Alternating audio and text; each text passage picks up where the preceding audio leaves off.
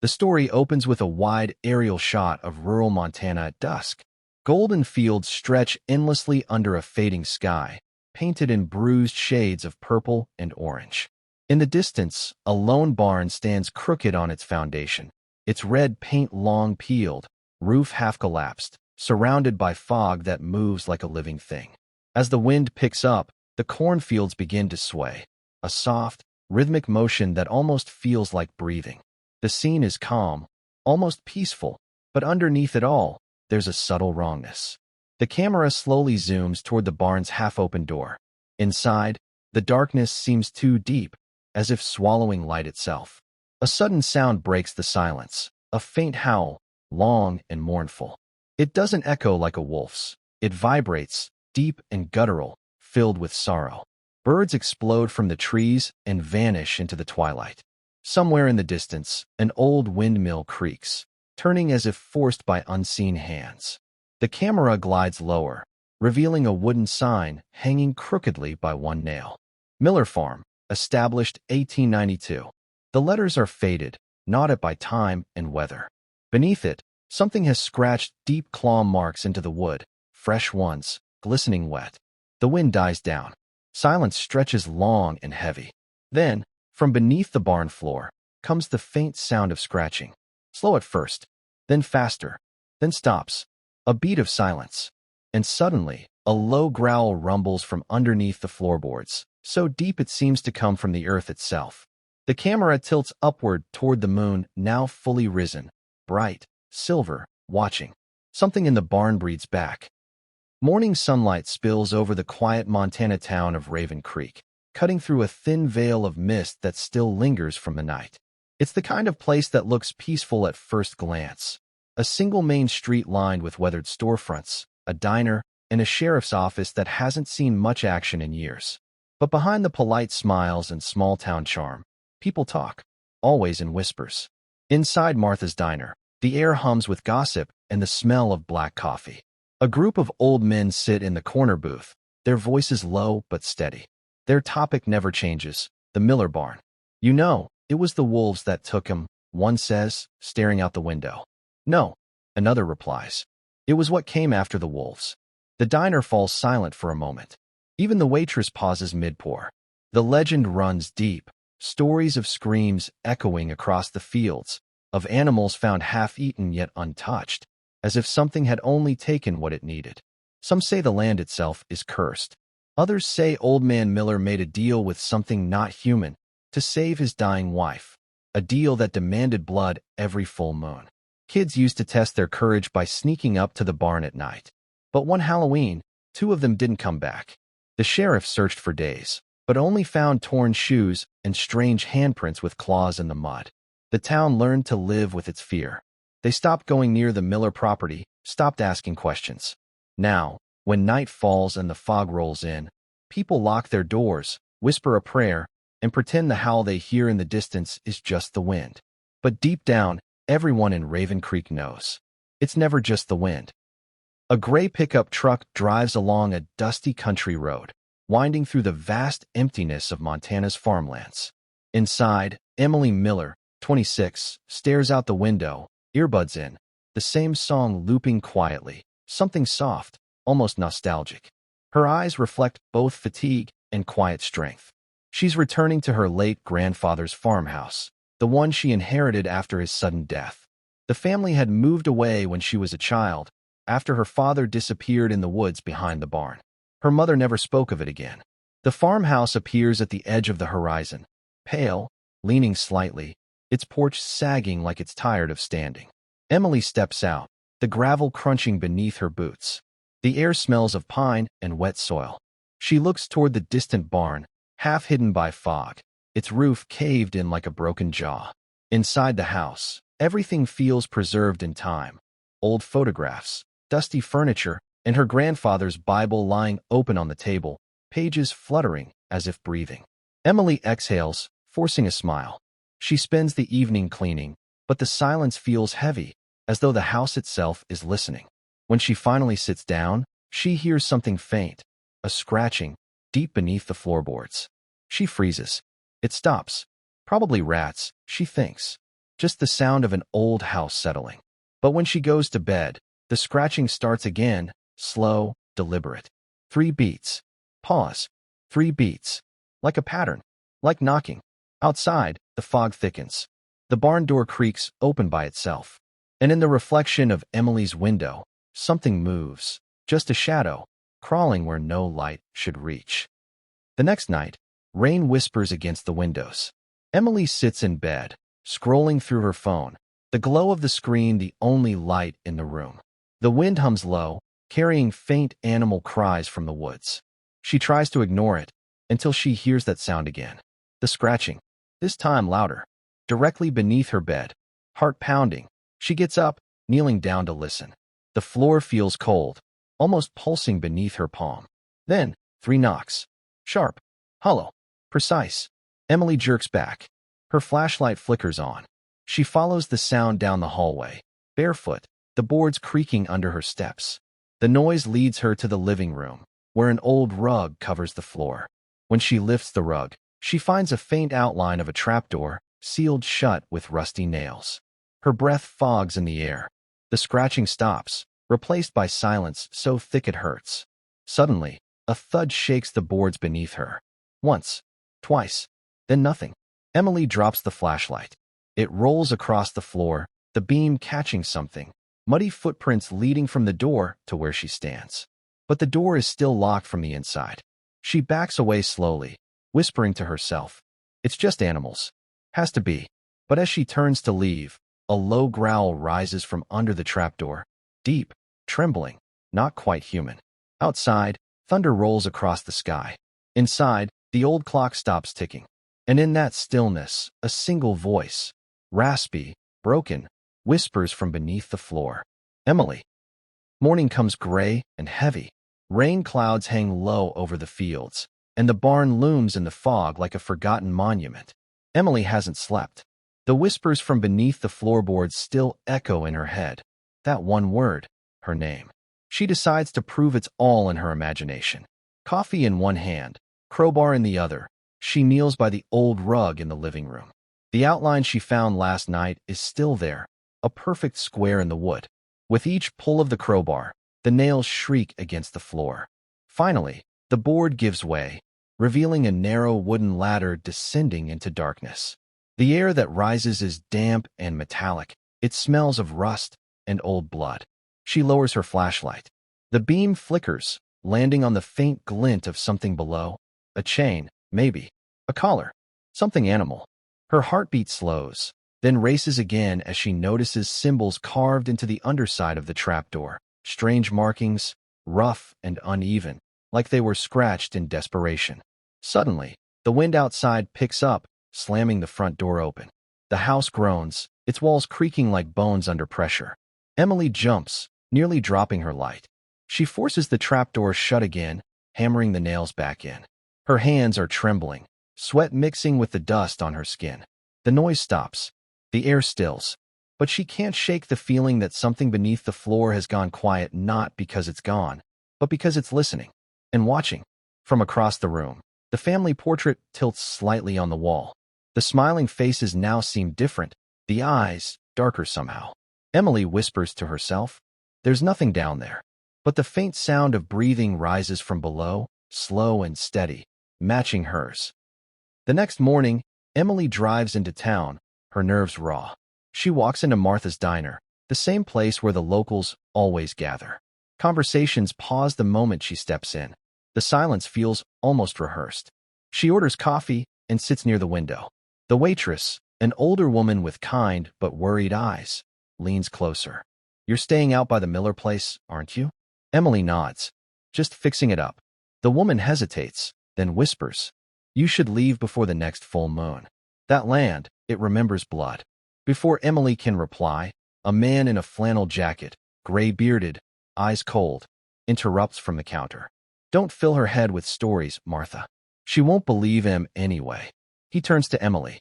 "You want to stay out there? Fine. Just don't dig where the ground sinks." Emily frowns. The ground sinks. He nods once, slow. It means something's moving underneath. The diner goes quiet again.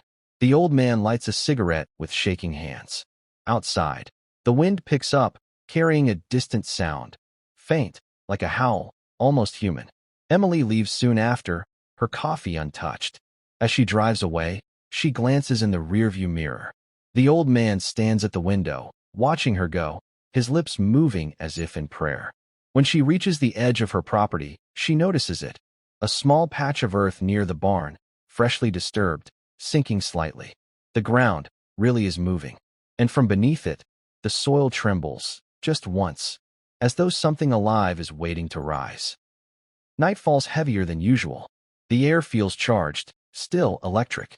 The moon climbs slow and deliberate over the Montana horizon, huge and red at first, then pale and unnaturally bright. Emily sits on the farmhouse porch, wrapped in her grandfather's coat.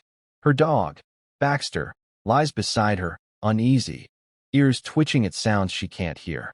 The quiet is so deep it hums in her ears. The barn stands across the field like a shadow that never fades. Its roof gleams faintly in the moonlight, and for the first time, Emily notices something strange, a faint light flickering inside, like a lantern swinging. But no one should be in there. Baxter growls, low and steady. His fur bristles, eyes fixed on the barn. Emily tries to calm him, but his growl deepens, turns into a snarl. Then, from the direction of the barn, a howl rises. It's not the cry of a wolf. It's deeper, slower, layered with something almost human, like a voice trying to remember how to scream. Emily freezes. Her breath clouds in the air. The porch light flickers, then dies. She stands, scanning the field, but the fog thickens, swallowing everything except the glowing moon and the faint silhouette of the barn. Somewhere in the distance, she hears chains rattling. Baxter whines, backing away, tail between his legs. Emily whispers to herself, "It's just an animal, just a wolf." But deep down, she knows, no wolf howls her name. Emily wakes at midnight to a familiar, horrifying sound. Scratch, scratch, scratch. It's coming again from beneath the floorboards, louder this time, faster, desperate. She grabs her flashlight and runs to the living room. The trapdoor she had nailed shut is trembling, as if something below is pushing against it. Her heart races. Baxter barks wildly, teeth bared, hackles raised. The boards creak under invisible pressure. Suddenly, the scratching stops. Total silence. Then, a whisper, faint but clear. "Emily."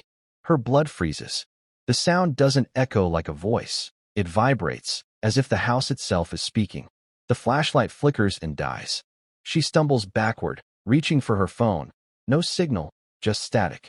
The grandfather clock in the corner begins ticking faster, louder, out of rhythm. Baxter whimpers and backs away, tail tucked. Emily grabs him and runs upstairs. As she slams the bedroom door, she hears the trapdoor burst open below. Footsteps. Slow, heavy, wet. Something moves through the living room, dragging metal against wood, like claws scraping nails. Then it stops right under her room. The ceiling groans. Dust falls. A single claw pierces through the wooden floor beneath her feet. Emily screams, pulling back. And just as suddenly as it began, it stops. Silence again. Outside, the moon shines white through her window. For a second, she swears she sees a shape, half wolf, half human, standing beside the barn, watching her. By morning, the fear turns to defiance. Emily decides to end this.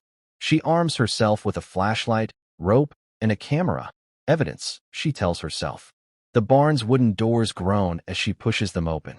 The air inside is thick with dust and decay. Sunlight cuts through cracks in the roof, forming thin beams that shimmer with floating ash. Chains hang from the rafters. Animal bones litter the ground. In one corner, she finds what looks like a makeshift altar. Candles melted into black puddles, symbols carved into the wood in the same pattern she saw under the trapdoor. Her flashlight catches something glinting, a metal collar, half buried in straw. She lifts it. The engraving reads, Miller, her family name.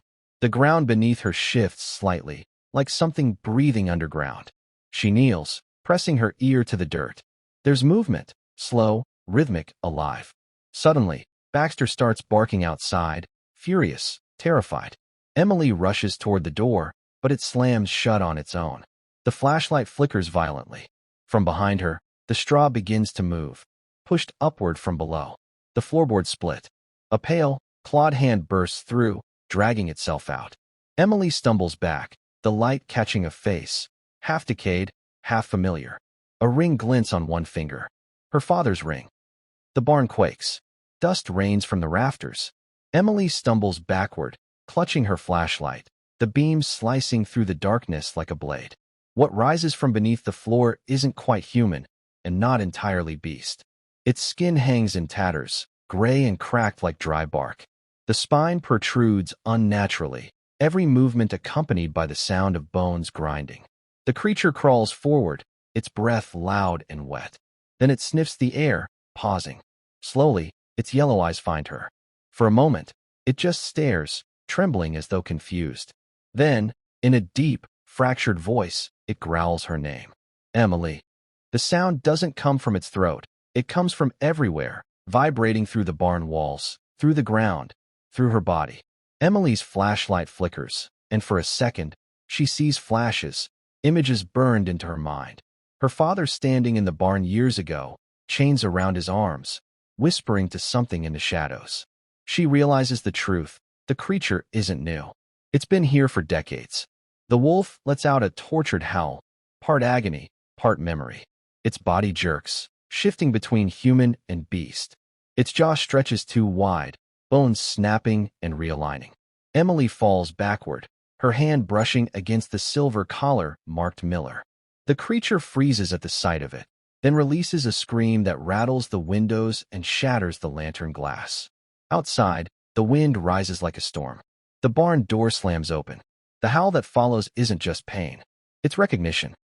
Smoke and dust swirl through the collapsing barn. Emily coughs, shielding her face. Through the haze, the creature staggers toward her, its eyes glimmering like molten gold. But as it moves closer, its rage falters, replaced by something hauntingly human. Its clawed hand trembles midair, reaching toward her face. Emily's fear melts into confusion. She steps back, but doesn't run. The creature's breath is uneven, almost like sobbing. Then she sees it, the wedding ring on its paw. Her father's. Her mind fractures. Memories flood back. Her father walking into the woods the night before he vanished.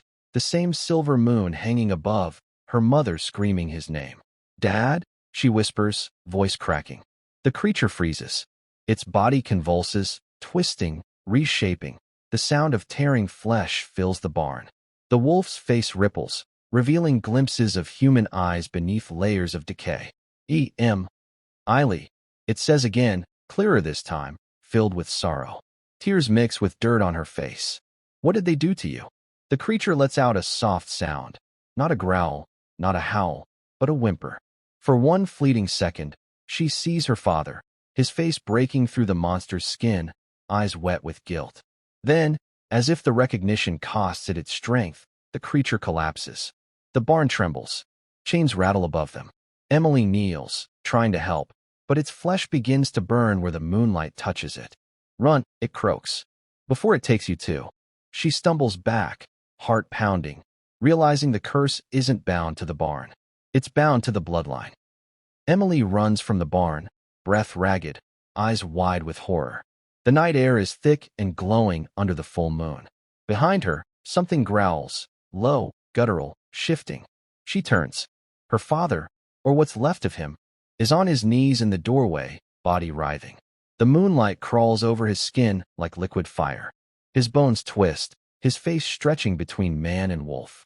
Dad, stop. Please. He screams, a sound torn between human pain and animal fury. His words warp into snarls, but she can still hear him inside the growl. Emily, it's inside you too. The ground vibrates beneath her feet. Birds explode from the trees. The entire barn shakes, boards snapping, chains swinging like pendulums. Emily backs away, her hands shaking uncontrollably. Her flashlight flickers out. Her father's transformation completes, towering, monstrous, veins glowing faintly under the skin. But his eyes are still human, staring at her with desperate sadness. He steps into the moonlight, and his body begins to burn, smoke rising, flesh searing. He doesn't scream this time. He just looks at her. End it, he mouths. Emily grabs the kerosene can from beside the porch. Her hands tremble as she throws it toward the barn. One spark from her lighter, and the world ignites. Flames consume the structure, painting the night red. The beast howls once more, long, broken, like a goodbye. As the roof collapses, Emily collapses too, sobbing into the dirt. In the fire's glow, she sees movement, her father's shadow dissolving into smoke. But just before it fades, it turns toward her one last time and whispers, "It's not over." Flames roar through the barn like a living creature. The air burns with smoke and ash. Emily runs, stumbling through the field, coughing, her lungs searing. Behind her, the collapsing structure screams, with snapping, metal groaning, and something inside howling. She doesn't look back. Every shadow feels alive. Every gust of wind whispers her name. Her legs tremble, her body trembling with both exhaustion and disbelief. Then, through the fire's glow, a figure bursts from the barn. It's the creature, her father's monstrous form, still alive, burning, bones exposed, fur aflame. He charges across the field, falling, crawling, dragging himself toward her. His voice, half growl, half human agony, breaks through the crackle of the fire. "Run, Emily, run."